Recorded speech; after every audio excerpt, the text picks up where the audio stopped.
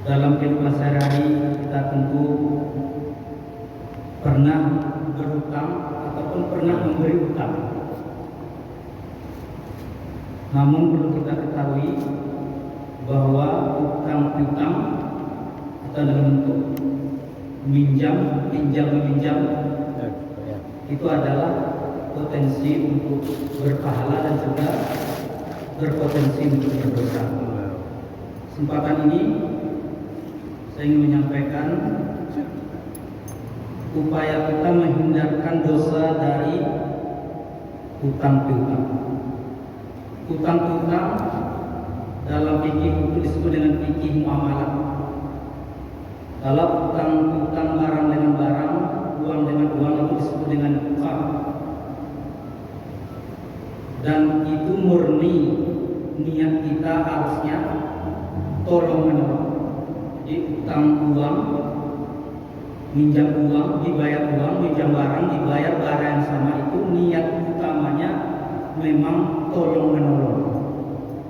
Lalu ada utang yang disebabkan oleh perdagangan, kredit, nggak sanggup bayar sekarang, bayarnya sekian bulan, ya utang juga, atau karena ganti rugi juga utang. Dalam istilah fikih disebut dengan dain.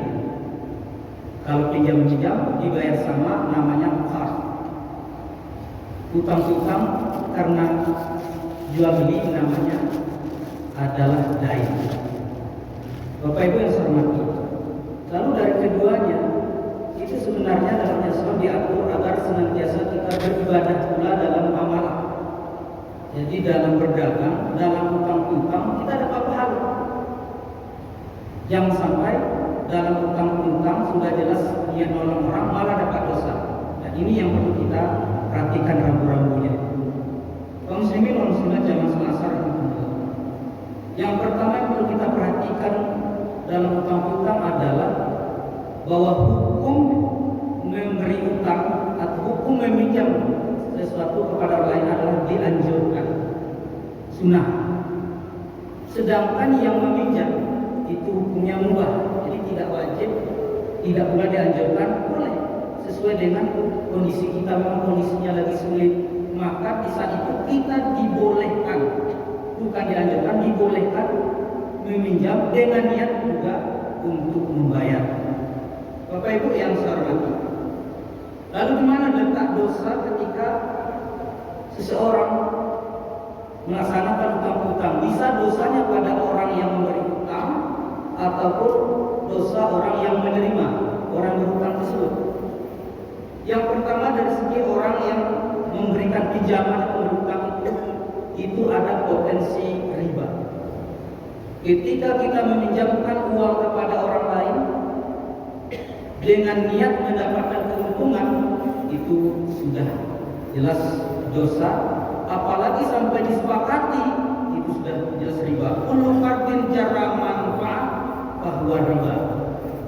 Segala sesuatu pinjaman, utang yang mendatangkan manfaat itu adalah riba. Bagaimana kata riba sebagai contoh? Misalnya Bapak dan Ibu, ada orang datang kepada kita dan dia minta bantu pinjamkan uang hanya 1 juta saja. Lalu 1 juta tersebut mau kita pinjamkan, tapi dengan catatan, dengan syarat. Nah, syarat inilah yang berpotensi riba. Syarat kembalikan lebih daripada dipinjam. Pinjamnya 1 juta, kembalikan 1.100.000, itu riba. Atau dalam bentuk lain, mungkin tidak dalam bentuk uang, manfaat lain misalnya. Saya mau pinjamkan, tapi kerja dengan saya upahnya murah. Nah, ini riba juga. Jadi menghubungkan pinjam uang kita atau benda, dihubungkan dengan manfaat atau keuntungan setelah itu, maka kelebihan itu disebut dengan riba. Maka karena itu, agar kita tidak terjadi dosa, maka ketika orang meminjam kepada kita itu berarti dia ingin ditolong. Maka niat kita menolongnya. Berapa kita pinjam sesuai dengan sepakatan dia mengganti 3 bulan, 2 bulan, sebulan, atau berapa lama, maka sebanyak itu pula yang harus kita ambil. Tidak boleh sepeser pun kita mendapatkan keuntungan. Sepeser pun baru 1 rupiah pun tidak boleh. Kenapa? Karena niatnya meminjam. Lalu di akhir pinjaman ada orang yang hari ini sudah kebiasaan terima kasih, itu ternyata dibolehkan. Kita beri pinjaman kepada seseorang, begitu lapang hidupnya, tiba-tiba pas jatuh tempo dia datang dengan baik. Ini Pak, terima kasih banyak ya Pak, Bapak sudah menjamin saya uang 1 juta, sangat tertolong saya Pak, dan saya ucap terima kasih kepada Bapak. Nah, ini ucapkan terima kasih saya ditambahnya. Nah itu boleh. Kenapa dibolehkan? Karena tidak ada perjanjian di awal dan tidak ada paksaan mau ditambah boleh. Nah itu hanya sudah terima kasih, dan terima kasihnya karena kebiasaan. Apalagi negeri kita ini terima kasih kan tidak sekedar dengan mulut saja, tapi terima kasih ada pembuktian, mungkin semacam nah itu dibolehkan. Yang penting tidak disepakati dari awal, dan itu tidak termasuk riba. Kaum muslimin jamaah salat asar rahmatullah. Kemudian dari segi orang yang meminjam, itu ada pula potensi dosa. Yang kita anggap yang orang yang meminjam saja yang dapat dosa karena dosa riba. Riba ini sangat luar biasa sekali beratnya. Ternyata dari segi orang yang meminjam, orang di tolong tersebut malah bisa ada 2 potensi dosanya. Yang pertama dosanya adalah ketika jatuh tempo tidak ada ucapan mau ditambah bulan lagi, diam saja nggak bisa banyak katakan udah seminggu, jadi seminggu dari Senin ke Senin, udah hari Senin dia nggak ada telepon, tidak datang pun tidak. Maka ketika menangguhkan utang tersebut tanpa pemberitahuan, karena kesepakatannya 1 minggu, lalu tidak bicara, tidak sanggup membayar, maka hal itu adalah potensi dosa. Dosanya apa? Zolim.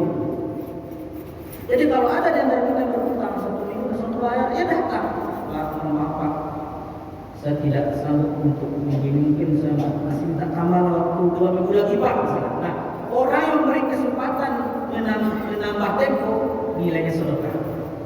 Dapat pahala pula orang yang memberikan keringanan lagi, dan orang yang berutang tadi terbebas dari dosa. Kenapa? Karena dia telah menyampaikan maksud hatinya untuk mengganti, menambah waktu karena sekarang harus membayar.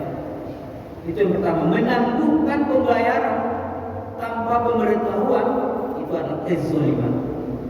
Kezaliman yang kedua adalah tidak membayar sama sekali. Bukan kecil, itu orang kaya itu kan uangnya 100 juta, saya pinjamkan hanya 100.000, mau 100.000 karena akadnya tadi, karena kesepakatannya tadi minjam, maka dia adalah orang yang zalim. Dan kita yang melihat saudara kita yang tidak sanggup bayar utang, kita boleh membebaskan utangnya dengan maksud tolong-menolong tadi. Kaum muslimin yang salat asar rahmatullah. Maka karena itu Al-Quran memberi solusi dalam surat Al-Baqarah ayat 282. Ketika kita melakukan transaksi mau utang piutang, pinjam meminjam, sewa menyewa, dalam ekonomi, bisnis dan sebagainya, itu ternyata perlu dicatat.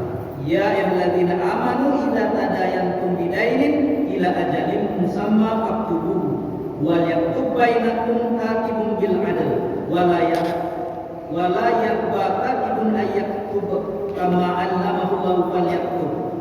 Wahai orang-orang beriman, apabila kamu melaksanakan transaksi utang piutang yang meminjam, maka hendaklah kamu catat sampai waktu ditentukan, hendak catat. Dan orang mencatat itu adalah hendaknya orang yang adil dan disaksikan dengan 2 orang saksi.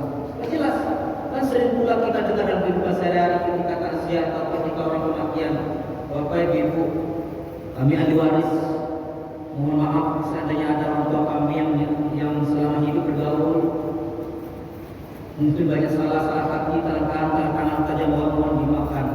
Tetapi kalau ada uang yang berbilang, beras yang bagantang, utang piutang tidak bisa Bapak Ibu maafkan, kami ahli waris siap menerimanya dengan bukti yang sah. Yang sah, ditanya bukti yang sah. Ternyata utang tidak dicatat.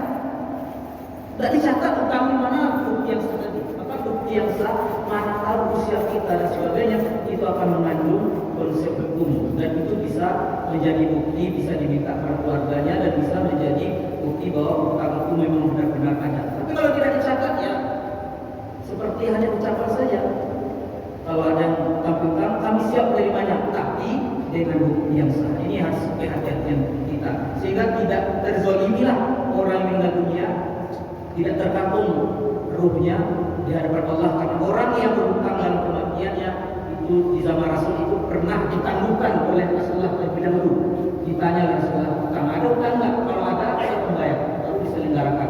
Bahkan ketika sebelum bagi ahli harta warisan pun yang dilunasi sebelum pemegang harta warisan juga utang yang meninggal dunia. Maka karena itu marilah kita senantiasa menghindarkan diri dari utang-utang. Seandainya kita utang-utang, mari kita hindarkan diri dari kezoliman dan dosa-dosa yang ditimbulkan oleh transaksi kita tersebut. Assalamualaikum warahmatullahi wabarakatuh. Waalaikumsalam.